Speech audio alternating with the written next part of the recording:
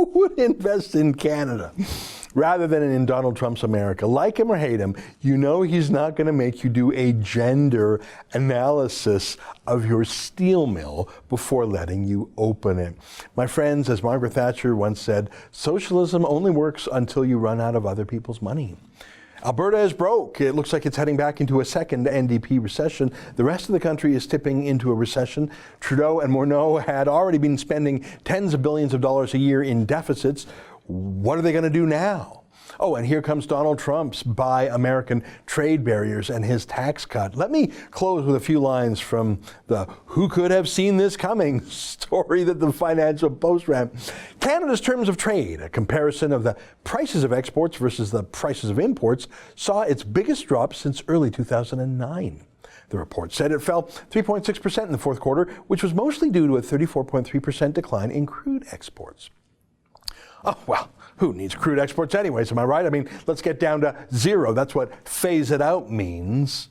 The lower GDP figure for all of 2019 reflected a slowdown in most categories, including weaker results for household consumption, business investment, and housing investment, which contracted 2.3%. The agency said the drop in housing investment coincided with rising interest rates and stricter mortgage rules coming into force. In December, economic growth contracted 0.1% for the second consecutive month and the third decline in 4 months. Third decline in 4 months, eh? We're almost in a recession, aren't we? But hey, gang, there's great news out there. The one policy success for Justin Trudeau, the one thing he was really passionate about all these years, the one thing he really cares about and can talk about without using notes, this. The current approach on drugs is not working. I'm in favor of legalizing it. 5 or 6 times in my life that I've taken a puff of protecting our children from marijuana. So yes, 5 or 6 times in my life that the continued prohibition of marijuana, that's a lot of smoking. I've never done it except with people I know and trust. Yeah, that's great news, man. Let me read from the report. Household spending on marijuana at an annual rate totaled $5.9 billion in the fourth quarter, with illegal pot accounting for $4.7 billion of the total and legal weed representing $1.2 billion.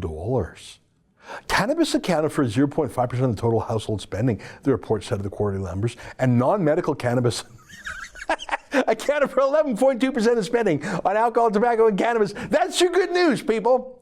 That's your good news right there.